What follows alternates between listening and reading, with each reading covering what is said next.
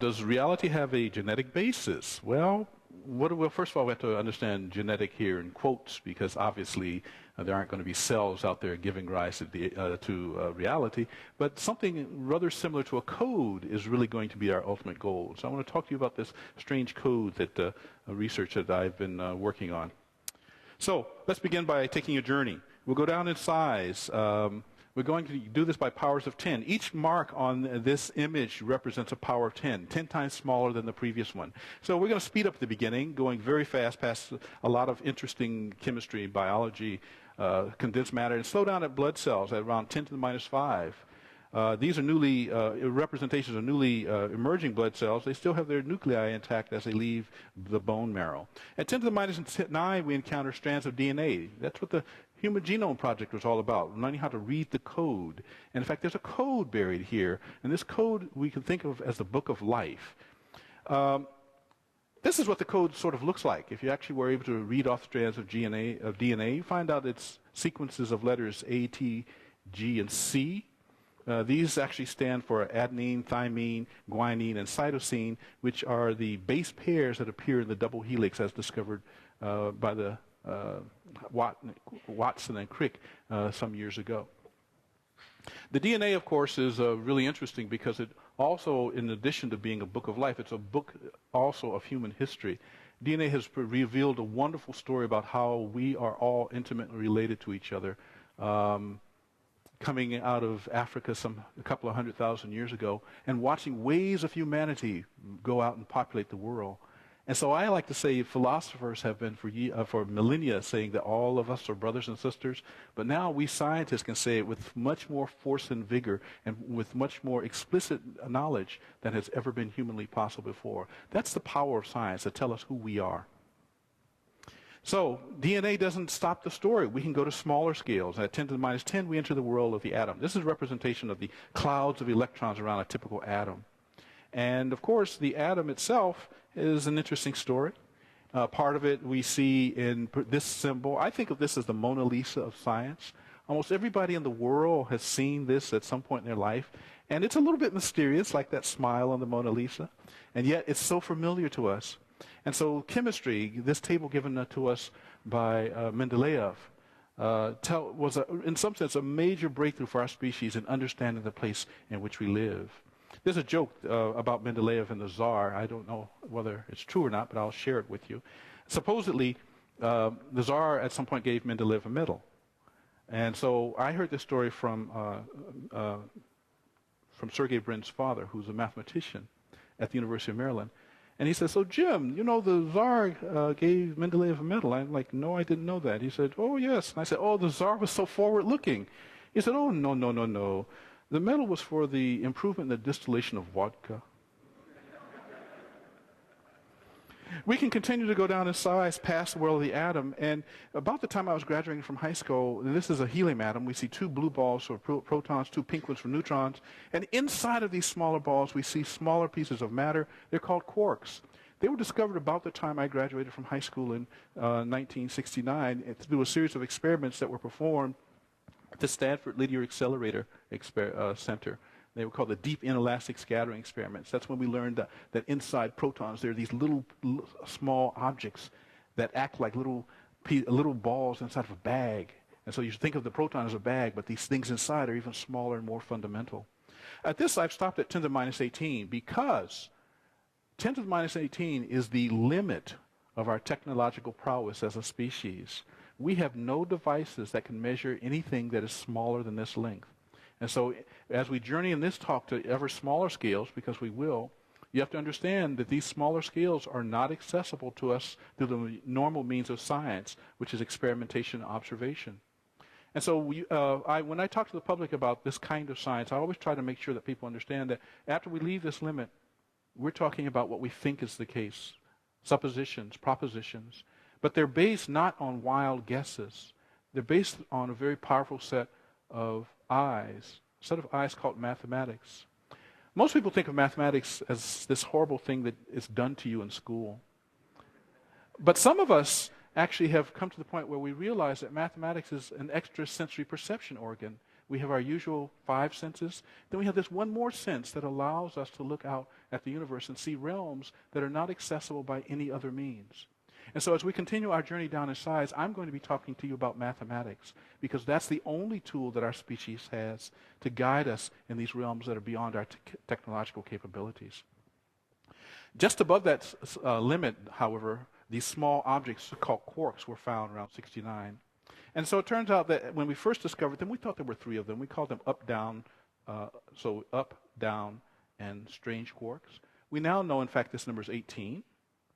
And this is sort of one of the modern versions of the table of elements. In many physics departments around the world, you'll find this table. It tells us about the quarks, which we see listed here, up, down, charm, strange, top, and bottom.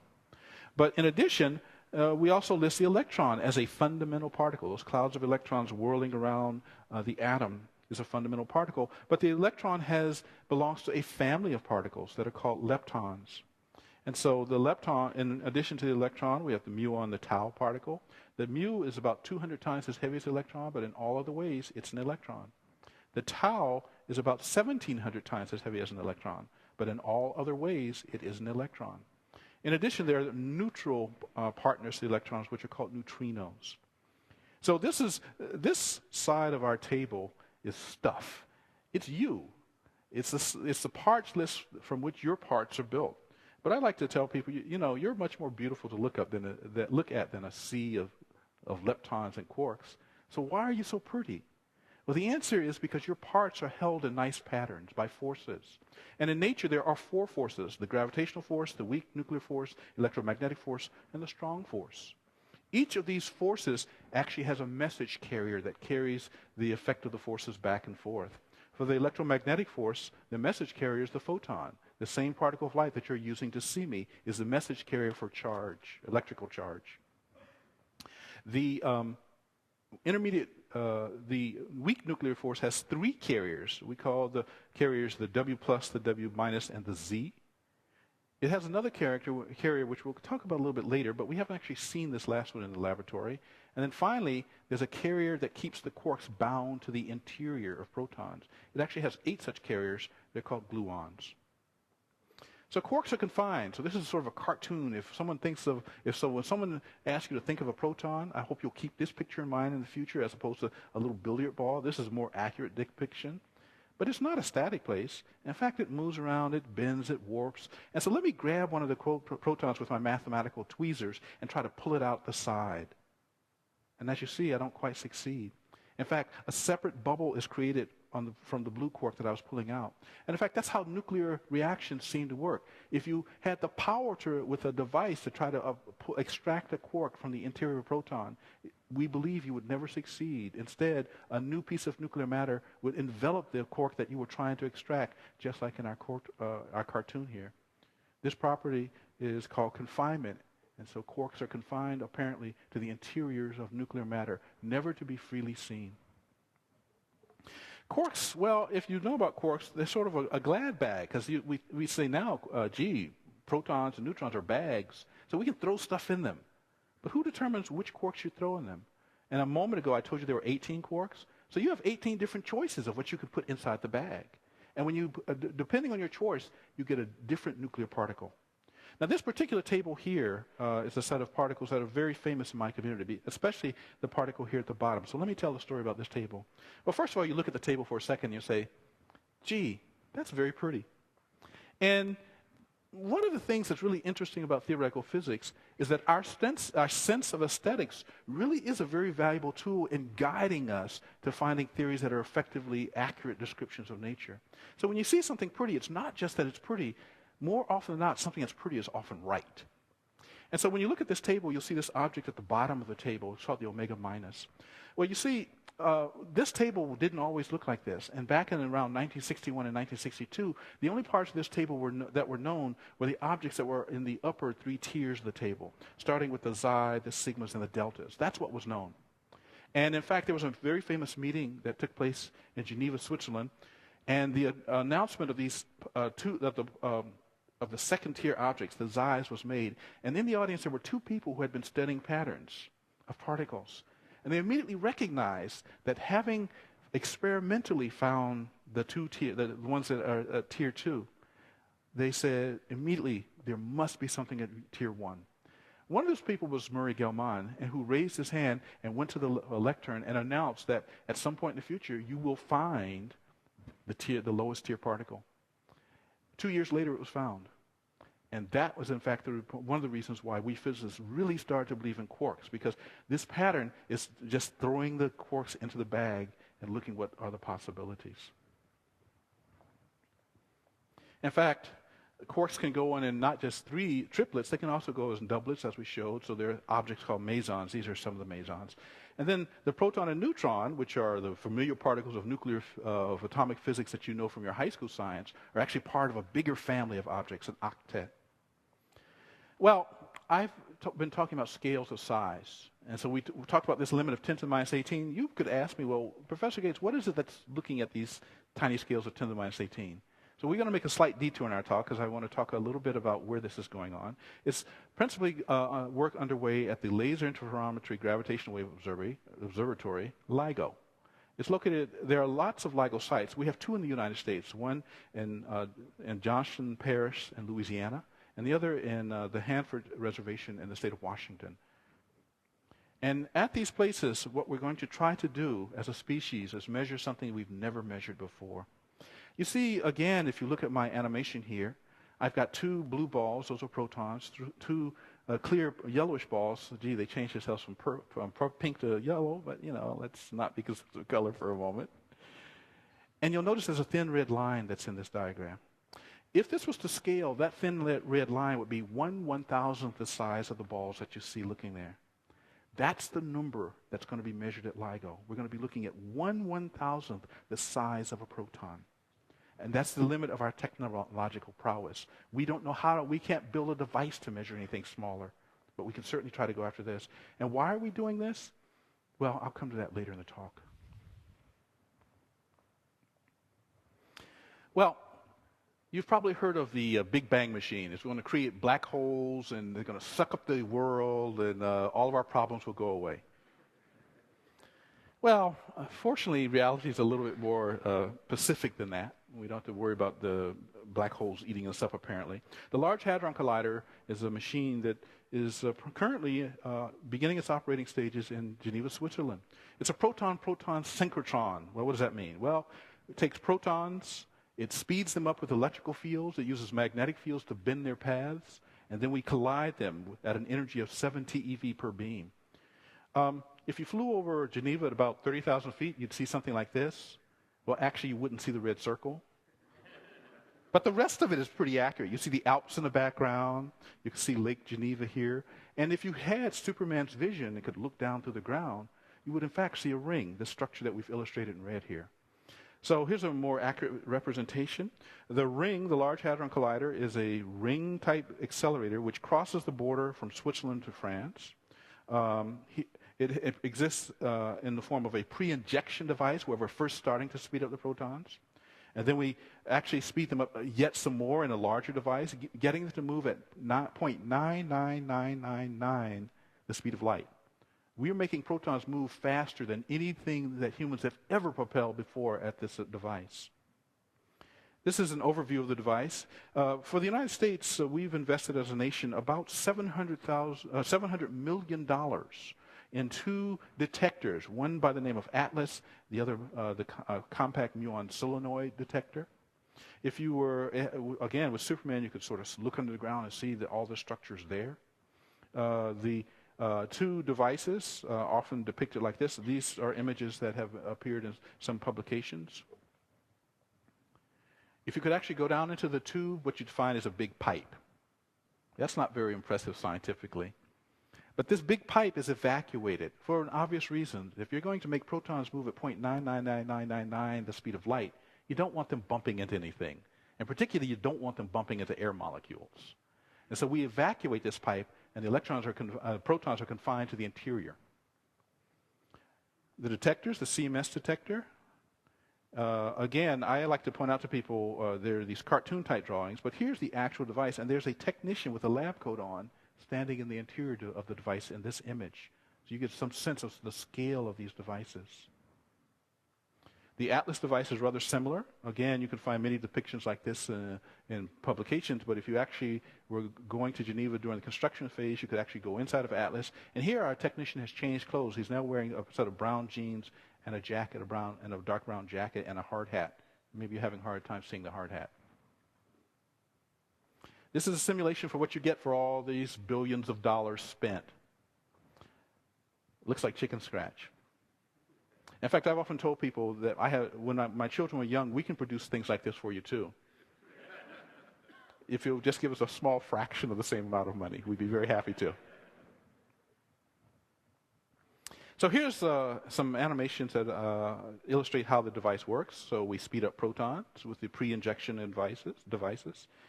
We cause them with magnetic fields to move in circular paths. And then after we have them at the maximum speed possible, we let them free into the larger ring. Now, if you were flying above Switzerland at the time this was going on, you wouldn't see very much. So let's go down inside the pipe. We'll go racing along, and since we're kind of heavy, we can't quite go as fast as the protons. So they're going to pass us, so we'll see bunches of them passing us. Now, the numbers are much more dense than represented in this cartoon. We're talking about 10 to the 17 protons, or 16, 15. We're not talking about 3 or 4 protons. We're talking about massive numbers of protons racing past us. And now we'll come outside of one of the detectors, and let's go in just as some of these protons bump into each other. You get these massive explosions. And maybe this is where the black holes will be created. But like I said, the odds are we're safe from these things. At the very end of these explosions, what we're looking for are those signatures. So why are we looking for those signatures? Well, in my table of what we know, we talked about the quarks. We talked about the leptons. We also talked about the force carriers. But we also did not talk about one more force carrier for the weak force called the Higgs boson, which we've never seen. And so one of the primary purposes of the LHC will be to look for the Higgs boson. But that's not all the LHC will look for. You see, in the early 70s, I was a graduate student at MIT, and I began reading the literature about a possibility which I found stunning, namely that there were more forms of matter and energy in the universe than we had ever imagined possible. And so if that's the case, to me, you live at an exciting time when such a proposal is made. And so this is the idea of supersymmetry, the kind of work that Neil was kind enough to mention in his introduction. I've been one of the people worried about this topic forever, it seems to me. And so it could be that in nature, there's a kind of mirror property. So here is all the ordinary matter and energy that we know about. And so if this idea is correct, the electron has kind of a copy. But this is a different kind of copy. It spins at a rate that's different from the electron rate of spin. Electrons, it turns out, act like little spinning basketballs. In fact, all of the elementary particles act like little spinning basketballs. And so here, the spin is different, but in other ways, this thing is like an electron. We call it a selectron. We've even given names to these things, even though we've never seen them in laboratory experiments. In our world, there are up and down quarks inside of protons. If this mirror property is correct of supersymmetry, there will be up and down squarks somewhere waiting to be found in nature. In our world, there is the graviton, which is the carrier of the gravitational force, which is the thing that's going to be causing that 10 to the minus 18 measurement that we're after at the LIGO experiment. But if this mirror property is correct, there will also be gravitinos, something else that carries gravity that is slightly different. In our world, the photon exists. It allows you to see me. If this mirror world exists, then there are photinos that are out there to be found. My favorite particle in this list, however, is this one. You see, the W and Z particles we talked about as carriers of the weak nuclear force. Where this supersymmetry is correct, they have partners, what are called superpartners. So the W particle has a partner called the Zeno, and the Z particle has a partner called the Zeno. The W particle has a partner also. Its name is spelled W-I-N-O. Now, I like to tell people, if you ever see a headline on a major newspaper where you see W-I-N-O found at Geneva, you should be aware that we're not talking about some inebriated guy who happened to stumble into the laboratory. We're talking about the super partner to this object that people like me have wondered about for over 30 years. Now, why do we believe superpartners exist? Because we have never seen them in the laboratory. Well, part of the reason is this is a continuation of our journey. Let's continue down in size, 26, minus 26, 27, 28, 29, 30, 31, 32, 33, 34, 35. At that scale, for about 30 years, we have a fair amount of mathematical evidence that suggests that our universe perhaps is described by something called the superstring. That's why you see super often attached to this business. It's some kind of a structure. It's a math, for us right now, it's a piece of mathematics. We understand a fair amount of its mathematical properties. And if it's there, everything about our reality is somehow connected to these small filaments. And people often like to say these are filaments of energy, but that's actually wrong. Energy is made of this stuff, not the reverse. In fact, these things would be the ultimate author of our reality, not anything else. So you don't express these things in terms of energy or these things in terms of particles. It's the other way around. Particles and energy are expressed in terms of these things, just like elements, compounds are made from atoms, not atoms are made from compounds. So these would be, we think, perhaps the end of the story. And the idea of string theory naturally leads to superpartners. So that's why we need something like the LHC to tell us, are we on the right track? You see, this is how physics is distinguished from other philosophical beliefs. We can say crazy things, and Neil will get up and say something crazy, I'll get up and say something crazy, but the way that we ultimately are held to our standard is you propose an experiment to say, is your idea crazy enough? Because it turns out really crazy ideas are right. If ideas are not crazy enough, you get rid of them. And it's experiment that makes this determination for us.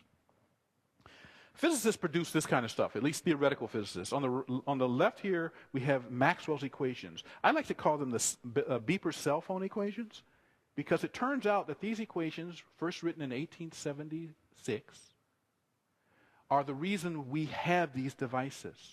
You see, if Maxwell hadn't written these equations, no one could imagine actually how to build such a device. So these are the results of mathematics. I can say these things are loaded with math. For you people who don't like mathematics, take these things off. Don't use them. They're loaded with mathematics. On the other hand, in 1916, Einstein gave us a different set of equations, not talking about electromagnetic forces, but talking about gravity. So Maxwell's equations basically say if you take a charge and shake it, a kind of wave generates out from it, and that's the electromagnetic signal that we pick up with these things. Einstein has told us that gravity actually creates dimples in space-time. So just as the sun has a dimple around it that causes the Earth to orbit it, if you looked at the animation, you saw there was a dimple around the Earth as it moved, and that dimple is responsible for the moon orbiting the Earth. So massive objects deform space and time according to Einstein's equations. So now we're going to talk about this strange topic that I want to give you all that as background to tell you what I've been doing for about the last 10, 15 years. Part of my work started in the middle 90s, and the second part with this image work actually started in the early 2000s. So this is the kind of stuff people like me sit around and do. And we're very proud of ourselves, by the way. Gee, isn't that a cool equation? Ask Neil, he'll tell you all about it. And so we write equations. Equations are us. That's when we should think about theoretical physics. We write equations. But we write equations in the service of accurately describing nature. That's our whole point. So although those equations are cool, these are cooler. They're colorized, right?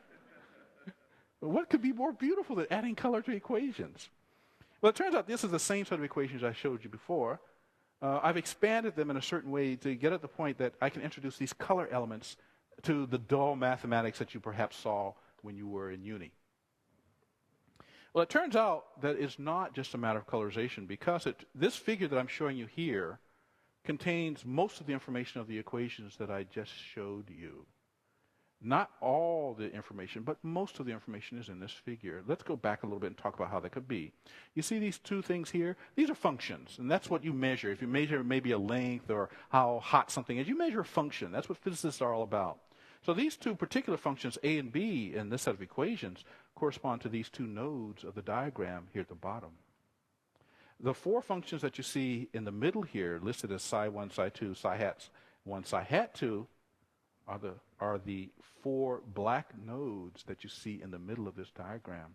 And finally, the two functions f and g that you see in the equations are the two white nodes that you see at the top of the diagram. And so I hope to have convinced you that in some sense, there's some information that's in the equations is also contained in these pictures. But let me now introduce you to a more sophisticated picture that has some dashings and colors and dashings attached. These dashings stand for minus signs. And you know, if you've ever done some homework in a math class, you know the importance of a sign. You know, your teacher will give you a good grade for a plus sign, but a bad grade for a minus sign in your calculation. So often we worry about signs.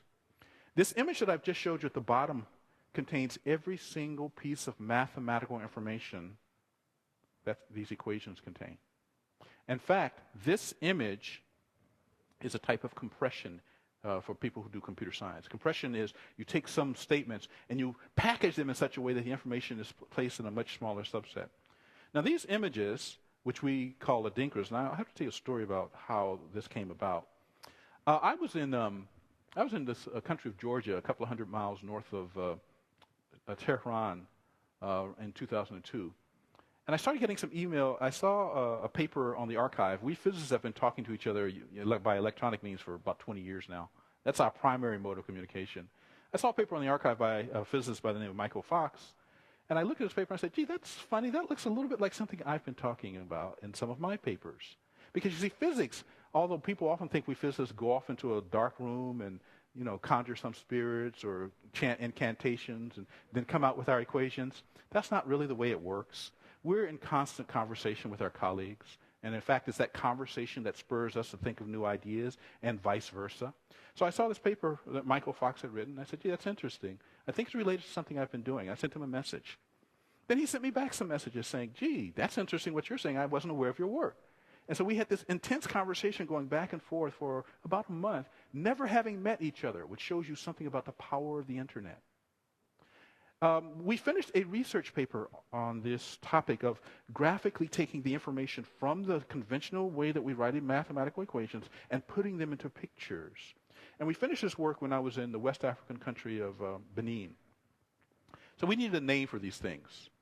And so Michael, who this entire time was actually in the Slovak Republic, so that shows you how it all works, right? You don't meet these people. They're just there in cyberspace someplace. So it's like a voice that just comes out of nowhere, right? And so Michael came up with this name of Adinkras, and I said, what's that? And he said, well, it comes from West Africa, from the Akan people. So Adinkras are actually a traditional mode of symbolism.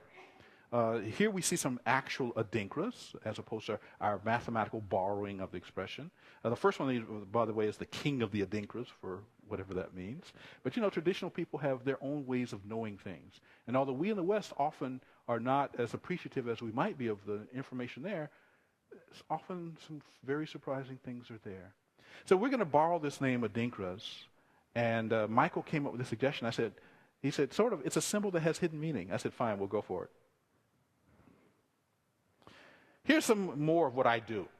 You see, these funny little pictures, if you have never seen them before, and most of my colleagues never have, the first question they ask is, Jim, either you're crazy, what use can these things be? And so one of the things I like to point out to people who raise this question with me, and I'm going to show you 4 pages of mathematics. You're looking at 2 of them. Here are the other 2. These 4 pages of mathematics represent a set of equations that no one had ever found in over 20 years of looking. And we were able, and I'll introduce you to our we at the end of our talk because I'll do an acknowledgement, that my work has been done in the context of collaboration with a number of people I've invited to this project. Michael was one of them in our conversation. They're mathematicians, computer scientists. So, you know, we're just a bubbling little community.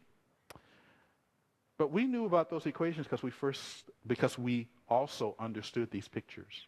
In fact, these pictures were guides to us, at least to me personally, in trying to figure out what kinds of equations that no one had ever seen before were possible and were mathematically consistent. And so this actually is one of the most powerful pieces of proof I can give to people that having this alternative way of looking at the mathematics brings value. Because if you can find something that people have missed for over 20 years using standard methods, then what you're doing must have some value, and especially if you can find equations this complicated, and then they can go off and check them for a couple of weeks to see that they're right. Well, so that's part of the story of Adinkras. They're these funny kind of images that encode exactly information from equations, and the equations themselves are related to string theory. They have this property called supersymmetry. So these Adinkras, where do they sort of come from? I mean, you can say, aha, you start with these equations, and yeah, you can do these calculations, you can find more equations no one's ever seen, but is there a simpler way to understand these things? The answer turns out to be yes. Working with other of my collaborators, Greg Landweber and Kevin Iga and Charles Doran, we've actually understood even more about these funny images and where they come from. In fact, they have a very strange source. And this is the genetics that I'm talking about possible for reality. Well, I'm going to talk about cubes for a little while. You know what a cube is. Actually, I'm going to talk about not just cubes. I'm going to talk about cubes in all dimensions. Right? So you can have a square. That's a kind of a cube on a flat table. If you lift the square up, you produce a cube, the thing that we normally call a cube. If I start with a square, I can populate its vertices with these nodes like I showed you before. Forgetting about all that other mathematics, just think about, I start with these symbols, I start putting little objects at the edges. I colorize each parallel set of edges with the same color. And then I throw in some minus signs. It would take me too long to explain to you why the minus signs are there, but there's a reason why I put them there. It turns out as soon as I have done this turns back into the kinds of equations I showed you at the beginning, even if I never knew about those equations. They do so by a process that are like Feynman rules, a trick that physicists learned from the physicist Richard Feynman in describing electromagnetism. Take a real cube, do the same thing. Start with the cube, populate its vertices. Notice that when you populate, you have to do alternate. So it's white dot, black dot, white dot, black dot. And that pattern has to be true around any face. Colorize. And now this thing at the far right-hand side, I can show you a set of rules that produces equations. These equations have the property of supersymmetry. So there is a very strange relationship between thinking about cubes, which is something that, you would never sort of guess. Cubes have been around, at least in our consciousness, for at least a couple of millennia. So how is it that these cubes have to do with gravity, have to do with electromagnetism? Well, tesseracts, which is what you were watching when we walked in, are cubes in 4 dimensions. What does that mean? Well, if I take a square and lift it vertically, I form a cube.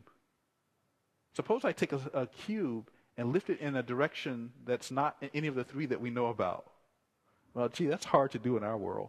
But mathematically, it's perfectly possible. And if you did that, you form a tesseract. So cubes, if you start with a tesseract, you can populate its vertices like we did before, alternate dark white, dark white. This works on all possible faces. And then the next step would be to colorize, add in the minus signs, and when you do that, you get this. This object turns out to be related to electromagnetism directly, to Maxwell's equations, the things that we talked about, the waving charges. Maxwell's field is actually in the mathematical translation of this object. But now you've noticed that I've started to deform it. I can deform these things because it turns out mathematically I know a lot about algebra and linear algebra and matrices, a lot of techniques we physicists use conventionally. In terms of the graphics, are nothing but what you're seeing here. It's the deformation. And now, although the initial image I showed you looked pretty complicated, as you can see, with a little bit of work, we can find out there are 2 identical subcells in the image. That's a very interesting discovery. It wasn't obvious at first. Remember we were talking about beauty and sense of aesthetics before? This is actually prettier, I think, to see the subcell structure. And now finally, having discovered the subcell, I'm going to take the 2 subcells and smash them together because they're kind of alike. But I'm going to smash them in such a way that black balls go to black balls, white balls go to white balls, solid blue lines go to solid blue lines, dashed reds go to dashed reds, blues go to blues. Everything has to match exactly. And when I do, I get this image. And this image I can open up, and if you look at it very carefully, you'll see it's the thing that I started from with my mathematics. And it turns out these equations describe electron-like objects. And so what we learn is that the equations of Maxwell, which are here shown by the larger figure, and the equations of the electron, which are here shown by the smaller figure, are somehow related to each other by this strange process of taking cubes and smashing them together and asking for preservations so that you don't run into dashes running into solids or blacks running into whites, that you match everything perfectly and one set of equations smoothly deforms to another. This is a way of thinking about equations that's very unusual. In fact, I've never actually seen this before. And so the question is whether I'm crazy enough as to whether this will be useful.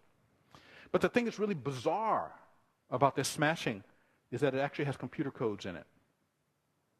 It turns out when you send messages on your machine, you're typing on your computer, you send messages to someone else, not just the things you type get sent in that message. The computer automatically inserts extra bits in the message. These are called error correcting codes. And the reason they're put there is because when you transmit the message from one computer to another, there might be an error in transmission. And so there has to be a way for the second computer to detect the errors. And so it turns out that this smashing process that I just showed you, if you look at its mathematics, you can see in it an error detecting code. Now this stunned us, my research group and I, when we first discovered that there were error correcting codes inside the equations of fundamental physics. It turns out that there are lots and lots of ways to smash things together. This is a thing we call climbing Mount Adinkra, where we took 32 colors and asked how many different ways can you smash them together. And the answers turn out to be maybe 10 to the 12, 10 to the 14, 10 to the 16 different ways.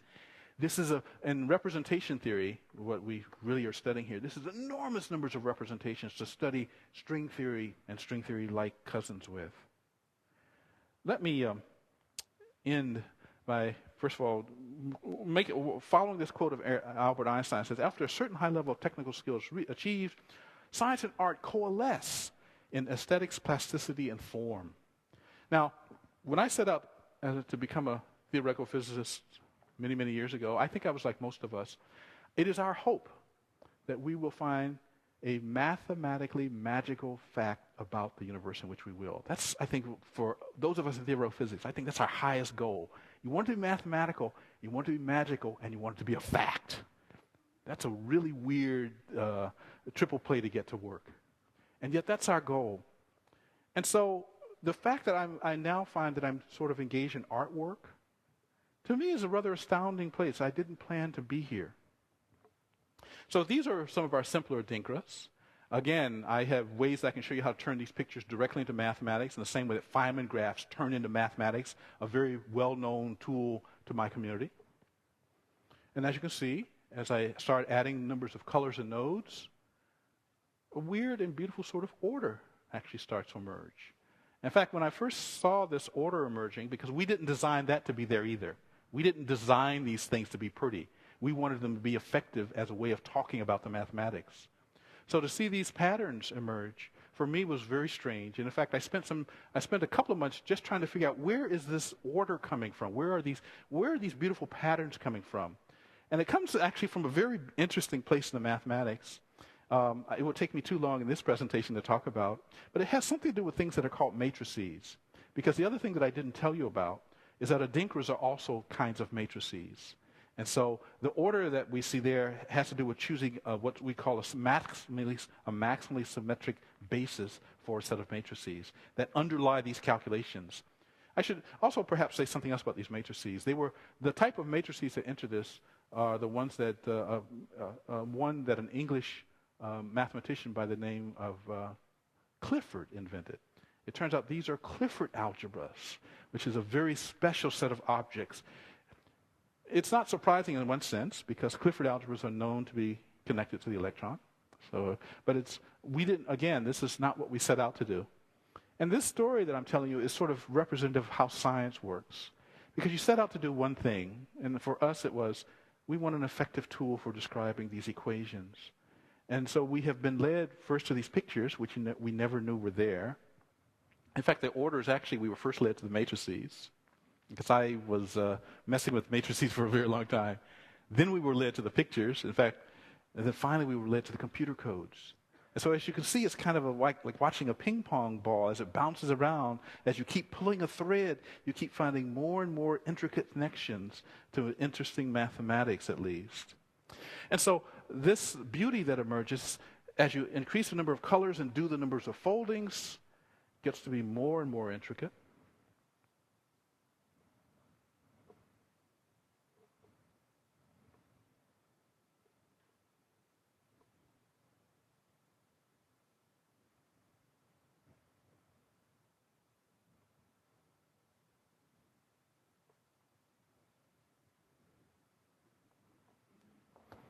And so, the next time you hear a mathematician talk about beauty, and you say, what in the world are those people talking about?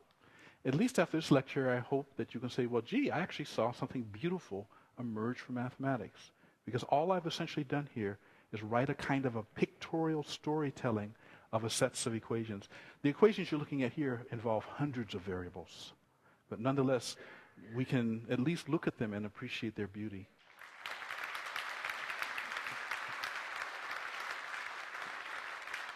I need to acknowledge a number of people. First of all, this work is not my own. Although I sort of dreamed up this program, I work on this with a group of mathematicians, physicists, and computer scientists. These include my collaborators Greg Landweber, Charles Doron, Tristan Hughes, Kevin Iga, Michael Fox. And so we call ourselves the DF Gill Group, where we just take our last initials and string them together, sort of like Bourbaki, if any of you were fans of mathematics. In addition, the work that I've told you about involves a number of animations. Please don't think that I create these animations. I'm nowhere near that talented. And so, in fact, the animations, let me try to pull those up.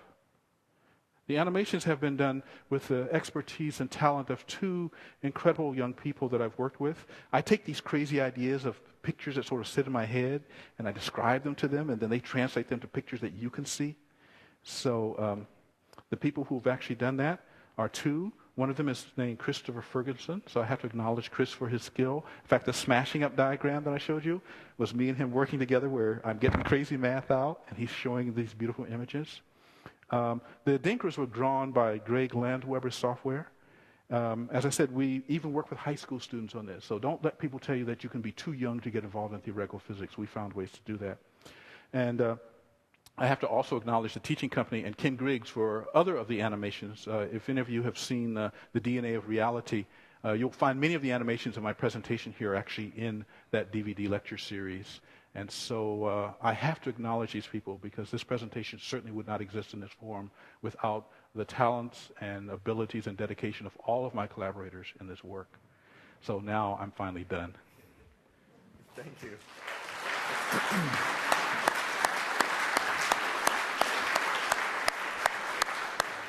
So I think we'd like to take some questions now from the audience.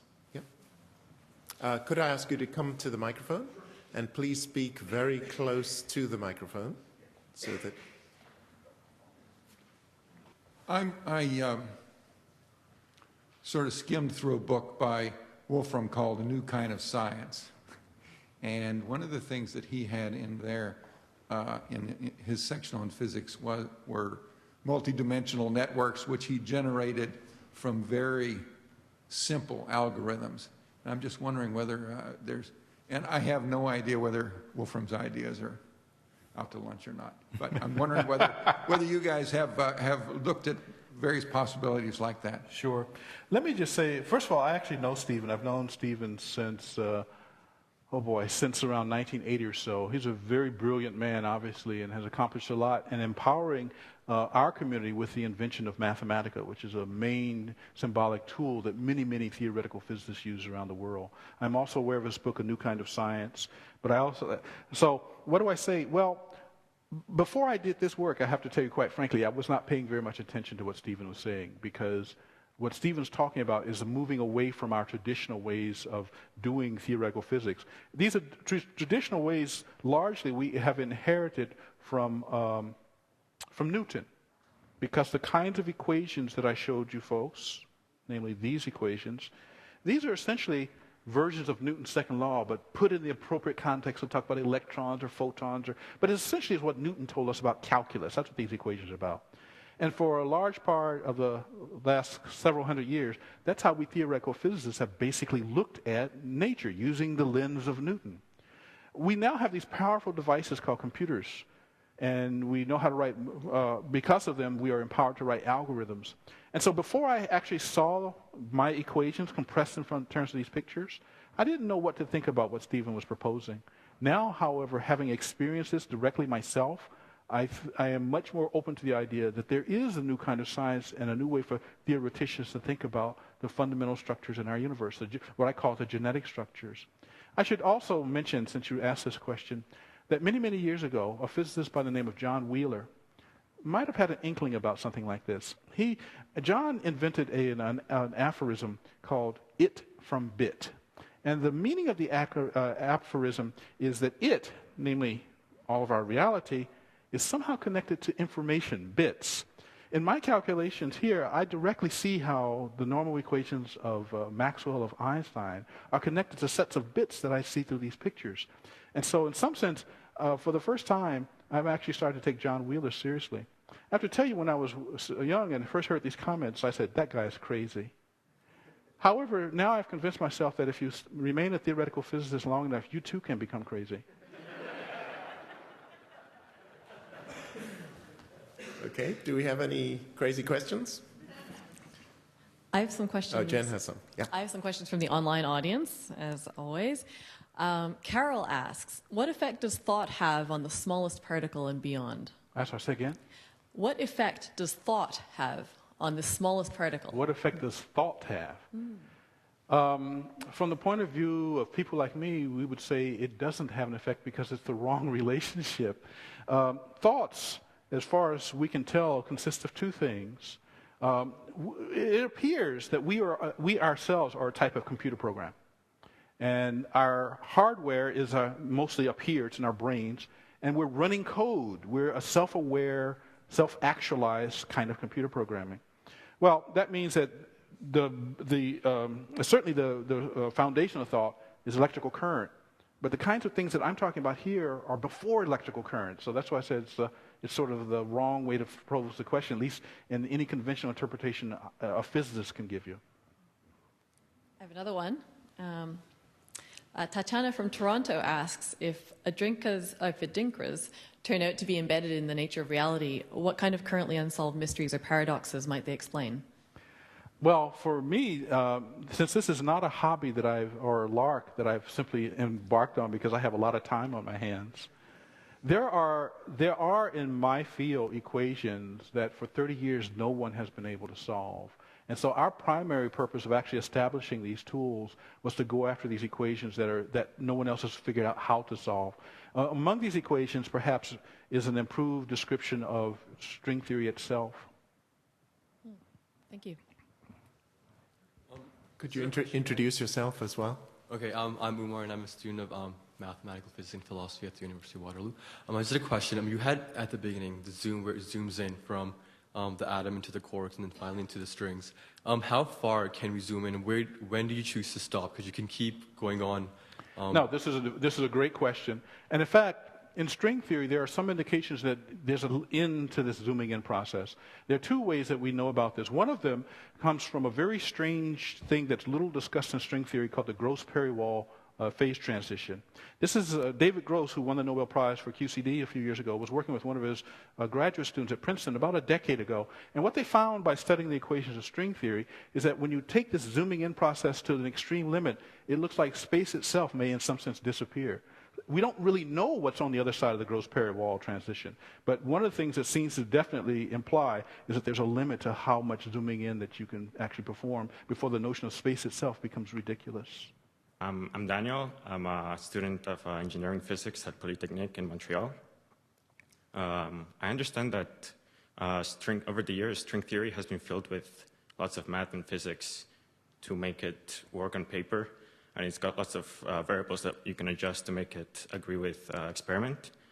I was wondering, in spite of these setbacks, why do you still believe that string theory is the theory of everything? Well, I know that in the mind of the general public, there's a debate about whether physicists have put all of our eggs in one basket.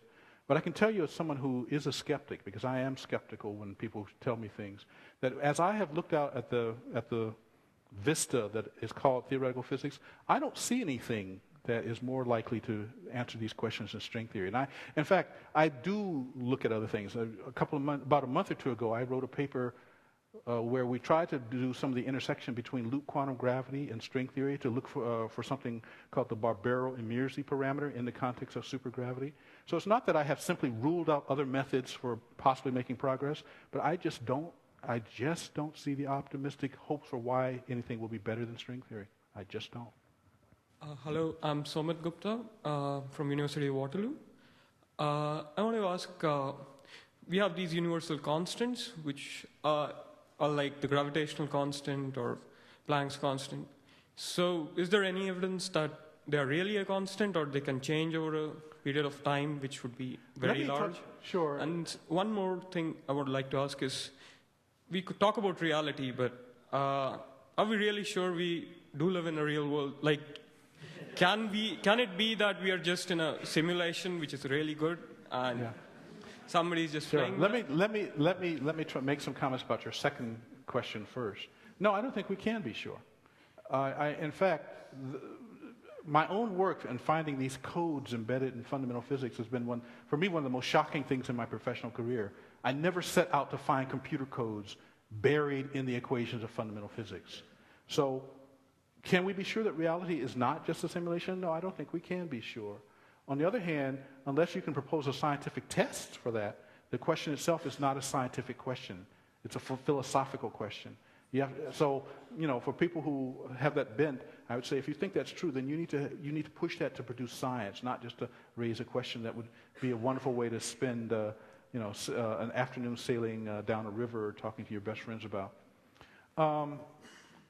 The changing of the constants. Well, let me talk about the constant that again, and I will defer to Neil because he works in this area. The constant that I think most of us find the most interesting in changing its value is something called the cosmological constant.